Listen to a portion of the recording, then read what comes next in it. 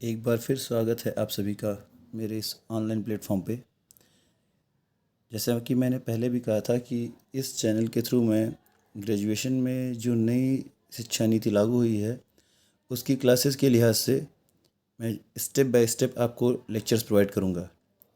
तो first semester की इसी कड़ी में हम बॉटनी से आज शुरुआत कर रहे हैं। बॉटनी में जो आपका पूरा फर्स्ट सेमेस्टर का सिलेबस है माइक्रोबायोलॉजी एंड प्लांट पैथोलॉजी। तो माइक्रोबायोलॉजी की जो आपकी पहली यूनिट है उसमें आप सबसे पहले यह समझेंगे कि आपकी कितने टूल्स की ज़रूरत पड़ती है किसी माइक्रो स्ट्रक्चर की स्टडी के लिए। तो हम शुरुआत आज वहाँ पे करेंगे माइक्रोस्कोपी से।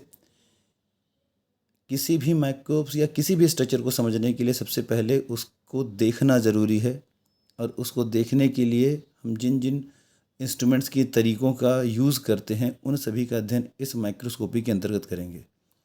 तो चलिए शुरुआत करते हैं आज का लेक्चर। देखिए, अगर आप बात करें यहाँ पर माइक्रो ऑर्गेनिज्म की तो बहुत अच्छा एक उदाहरण आपके सामने घर में रखा हुआ दही है। आपने पढ़ा होगा दही में बहुत सारे माइक्रोब्स के नाम सुनते हैं। लैक्टोबैसिलस की स्पीसीज़ हैं, लैक्टोबैसिलस एसिडोफिलस जैसे यहाँ पे मेंशन किया गया है, लैक्टोबैसिलस है ना। अब देखिए यहाँ पर इन जनरल अगर एक दही को आप देख रहे हो तो आपको कुछ समझ में तो आया ना नहीं इसमें, लेकिन जब आप उसकी स्लाइड बनाते हैं तो बगल में आप देखिए यहाँ पर आप यह देख सकते होंगे कि ये जो आपका दही का यहाँ सैंपल है, दही को आपको देखेंगे तो वाइट कलर की क्रीम आपको समझ में आती है। लेकिन अगर आप फिर माइक्रोस्कोप की बात करेंगे तो आपको ये कुछ रॉड जैसे स्ट्रक्चर्स दिखाई देते हैं। यह स्ट्रक्चर्स आपके वही माइक्रोब्स हैं जो दूध को दही में कन्वर्ट करते हैं। अब हमें इन्हीं की स्टडी करने में आसानी कब हुई? जब हमने इसको देखा।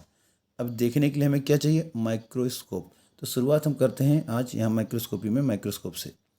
तो माइक्रोस्कोप वह इंस्ट्रूमेंट्स है जिसके द्वारा हम छोटे छोटे मतलब जिन्हें हम नेकेड आई से नहीं देख सकते उन स्ट्रक्चर्स को देखने में प्रयोग किया जाता है। तो आप जनरली देखिए माइक्रोस्कोप दो कैटेगरी में आप यहाँ पढ़ेंगे, लाइट माइक्रोस्कोप और इलेक्ट्रॉन माइक्रोस्कोप।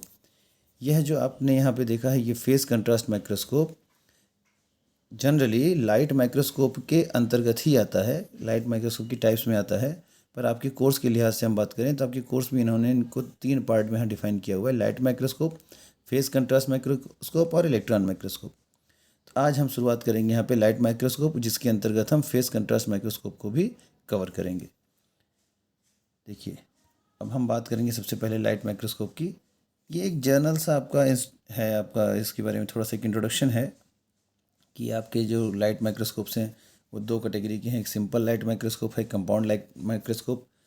और आप अगर चाहें तो अपने नोट्स के लिहाज से जो आपके एग्ज़ाम में आने के लिए शॉर्ट नोट्स आती हैं उनके लिए आप इसका स्क्रीनशॉट ले सकते हैं और उसको आप एक प्रॉपर नोट्स अपनी बना सकते हैं साथ में। तो यह मुझे लाइन टू लाइन कुछ पढ़ना नहीं है, मैं आपकी जानकारी के लिए मैंने इसको यहाँ पे प्रोवाइड किया है। सिंपल माइक्रोस्कोप वह होते हैं जिनमें सिर्फ हम एक एक लेंस का यूज़ करते हैं, और कंपाउंड माइक्रोस्कोप वो होते हैं जिनमें हम एक से ज़्यादा लेंस का यूज़ करते हैं। अब सिंपल माइक्रोस्कोप के लिहाज से आप जनरली हैंड लेंस भी देख लीजिए, वह भी एक सिंपल माइक्रोस्कोप का ही उदाहरण हो जाएगा। अभी हमें यहाँ बात करनी है कंपाउंड माइक्रोस्कोप में। तो अब कंपाउंड माइक्रोस्कोप में जो डिफरेंट लाइट माइक्रोस्कोप्स हैं उनकी हम बात करेंगे। देखिए यहाँ पे आपको तीन उदाहरण ऐसे यहाँ पे देखने को मिल रहे हैं।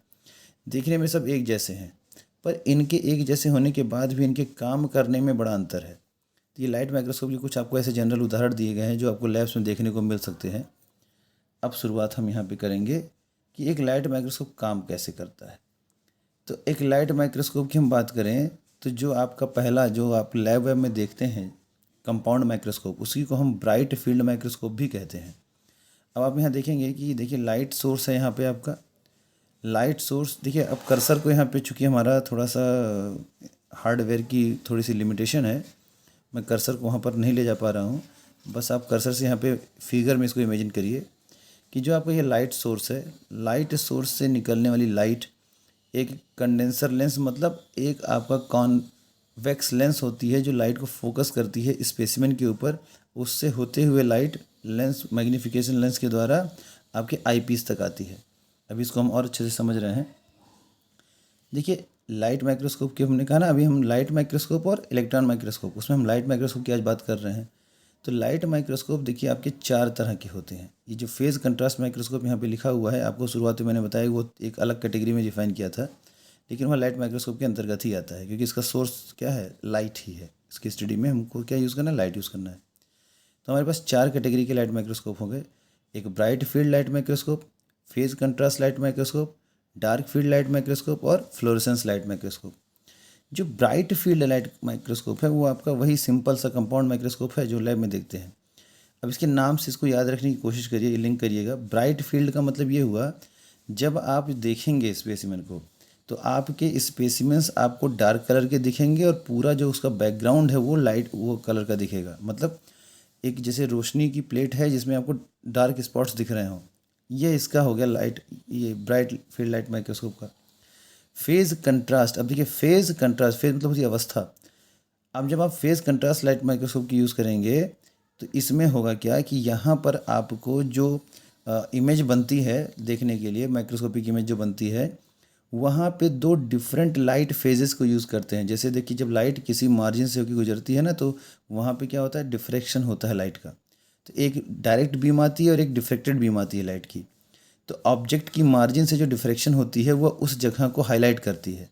अब देखिए अगला है डार्क फील्ड लाइट माइक्रोस्कोप।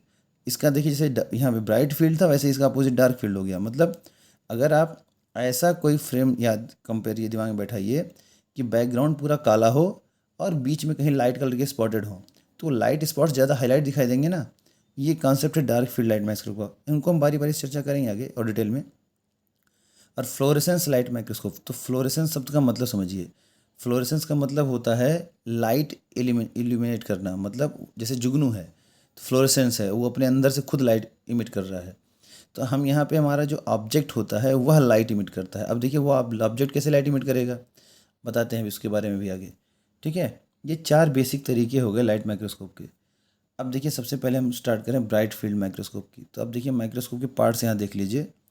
जो ब्राइट फील्ड माइक्रोस्कोप होता है यहाँ पे उसका देखिए पहले आई पीस है ना। आई पीस यहाँ पे आपको सिंगल भी हो सकता है, डबल भी हो सकता है। मतलब दोनों आँखों को एक साथ देखिए या एक आँख से एक बार देखिए, दोनों तरह के आपको यहाँ मिल सकते हैं। यहाँ पर एडजस्टमेंट के लिए लगा होता है डाइपोल एडजस्टमेंट, जिससे आप आई पीस को भी थोड़ा सा एडजस्ट कर सकते हैं। फिर उसके बाद आपके होते हैं ऑब्जेक्टिव लेंस। ऑब्जेक्टिव लेंस जो होते हैं यह आपके एक से ज़्यादा यहाँ पे जो इंडिकेट किए गए हैं वो एक बार में एक यूज़ करेंगे। तो ये डिपेंड करता है कुल मैग्नीफिकेशन। आई पीस और ऑब्जेक्टिव लेंस के मैग्नीफिकेशन को मल्टीप्लाई कर दीजिए, वह कुल मैग्नीफिकेशन होता है। एग्जांपल के तौर पे अगर आपका आई पीस 10x का है, 10x मतलब 10 गुना बड़ा करता है ऑब्जेक्ट को, और ऑब्जेक्टिव लेंस आपका 40x का है मतलब 40 गुना बड़ा करता है, तो जो आपको कुल मैग्नीफिकेशन मिलेगी वो 40 इंटू 10 मतलब 400 टाइम्स की मिलेगी।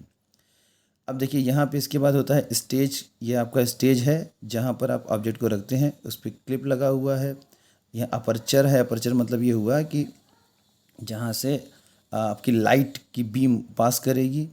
सबसे नीचे लगा होता है इल्यूमिनेटर लाइट सोर्स। अब ये हैं 2 तरह के होते हैं। जैसे आज अब इस समय क्या है, बहुत सारे मॉडिफाइड आ गए हैं। यहाँ पे सोर्स ऑफ लाइट के तौर पे बल्ब लगा होता है ना।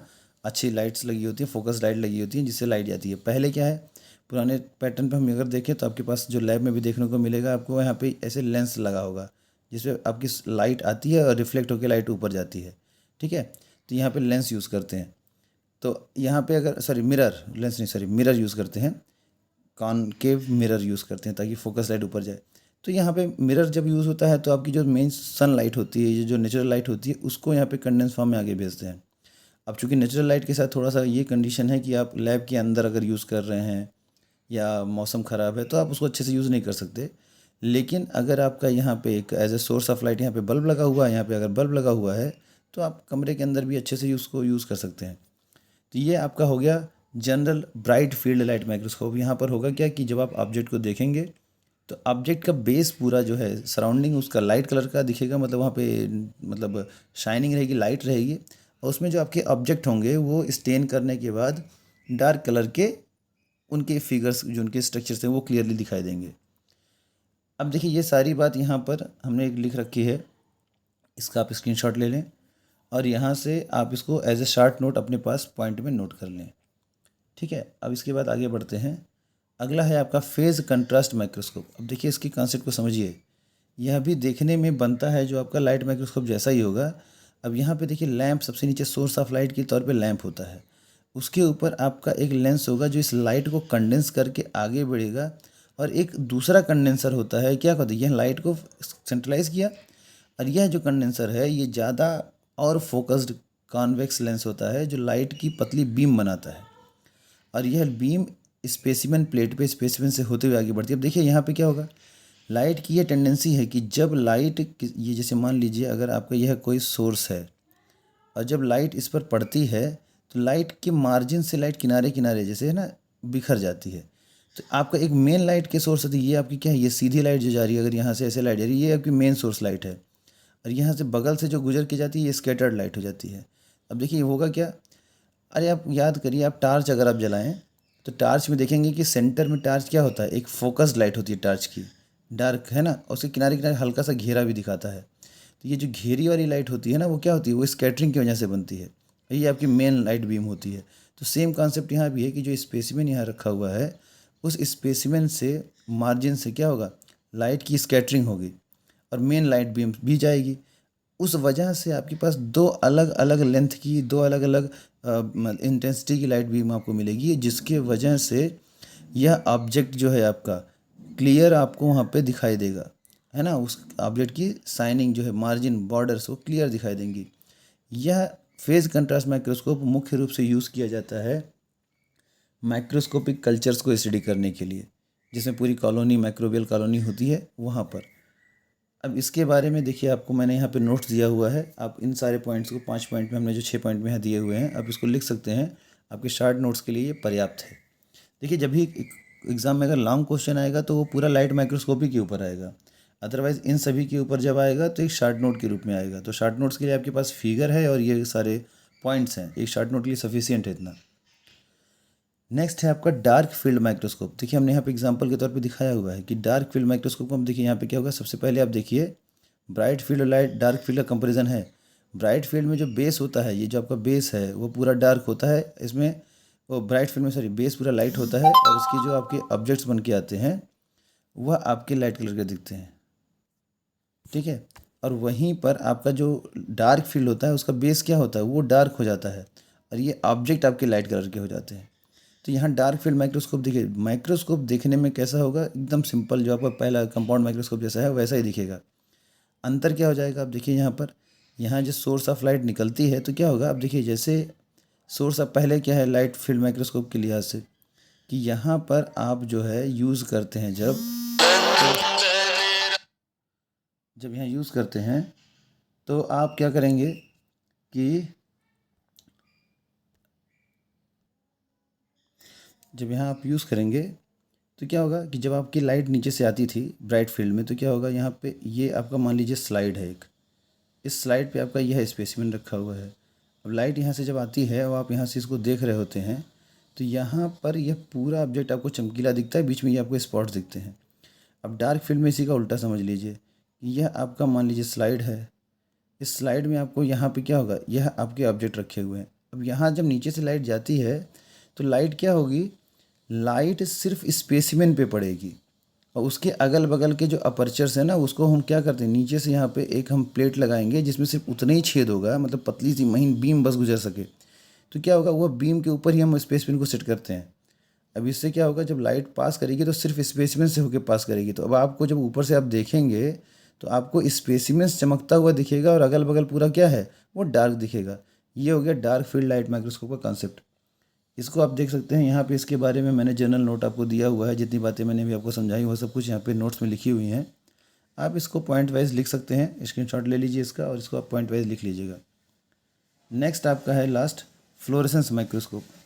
फ्लोरेसेंस माइक्रोस्कोप का मतलब ये हुआ, मैंने बताया ना, फ्लोरेसेंस का मतलब ये होता है कि आप जो है किसी ऑब्जेक्ट में खुद से लाइट इमिट करें। तो अब चूंकि हमारे पास स्पेसिमेन ऐसा नहीं है जिसमें खुद लाइट हो, हम क्या करेंगे, पहले कुछ डाई यूज़ करेंगे, मतलब वो जो हमारा ऑब्जेक्ट है, जैसे हमारा ऑब्जेक्ट यहाँ पे रखा हुआ है ना, तो इस ऑब्जेक्ट में कंडेंसर क्या होती है कि जब हम ऑब्जेक्ट के ऊपर पहले एक डाई डालते हैं, उनको कहते हैं फ्लोरेसेंट डाई। अब वो डाई की क्वालिटी ये होती है कि जब उन पे अल्ट्रा वायलेट रेज मिलती पड़ती हैं तो उनमें से लाइट निकलती है। तो अब यहाँ पे हम दूसरा एक जो ख़ास चीज़ हमारी है वो ये है, जो आपने यहाँ यूज़ किया है, डाइक्रोइक मिरर। डाइक्रोइक मिरर का मतलब ये होता है कि ऐसे मिरर, जैसे आजकल चश्मे भी बहुत चल रहे हैं, ऐसे जिनमें क्या होगा, विजिबल लाइट जो है वह रिफ्लेक्ट होती है और अल्ट्रावायलेट लाइट या दूसरी जो है ना हाई बीम लाइट जो है वो उसके आर पार निकल जाती है। तो अब यहाँ पे क्या होगा, इनको हम कोल्ड मिरर भी कहते हैं, क्योंकि क्या होगा ना कि हाई इंटेंसिटी लाइट्स तो पार निकल जाती हैं तो वह सरफेस गर्म नहीं होने पाता। अब इसमें एक कंडीशन ये बनेगी कि यहाँ पर अब जब हम लाइट को यहाँ पे पास कराएंगे, सॉरी वो थोड़ा सा फ्लक्चुएट कर जा रहा है। अब देखिए जब हम यहाँ पे क्या करेंगे ना, सबसे पहले ऑब्जेक्ट को अपने इस फ्लोरेसेंस डाई से स्टेन करेंगे और उसकी स्टेनिंग के बाद हम उसको जब ऑब्जेक्ट पे यहाँ रखेंगे, इस ऑब्जेक्ट पे रखेंगे, यहाँ पे जो इसका प्लेटफॉर्म बना हुआ है या प्लेटफॉर्म जैसे यहाँ पर, इस प्लेटफॉर्म पे जब हम यहाँ रखेंगे तो उस प्लेटफॉर्म पे हम सबसे पहले लाइट डालेंगे, एक कंप्लीट यहाँ पे सोर्स लाइट। इस लाइट को क्या है, इसके आगे हम लगाएंगे कंडेंसर। अब यहाँ से जब लाइट पड़ेगी उसके ऊपर तो वह लाइट जो होगी उसमें जो अल्ट्रावायलेट रेस की वजह से क्या होगा, वह ऑब्जेक्ट उसमें क्या होगा, फ्लोरेसेंस क्रिएट होगा, ठीक है, चमक पैदा होगी उस ऑब्जेक्ट में, है ना।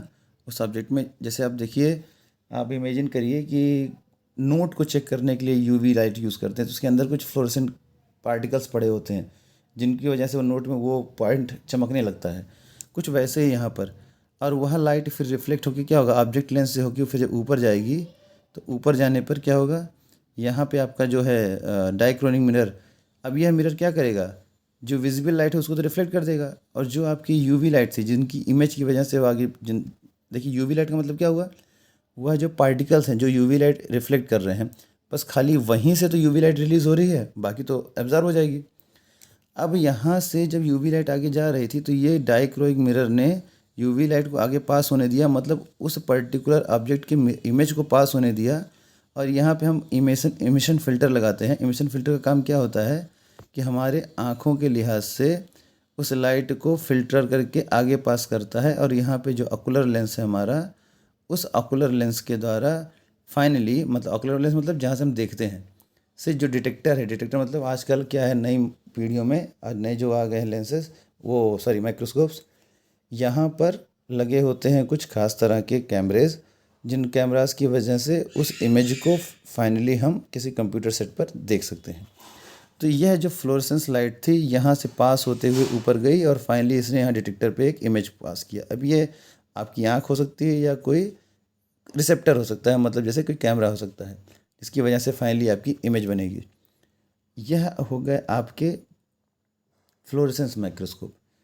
इसके बारे में आपको शॉर्ट नोट के लिए आपको मैटर यहाँ पे दिया हुआ है, आप इसको देख सकते हैं, इसको नोट डाउन कर लीजिए, स्क्रीनशॉट लेके इसके बाकायदा नोट्स बना लीजिए फिगर के साथ।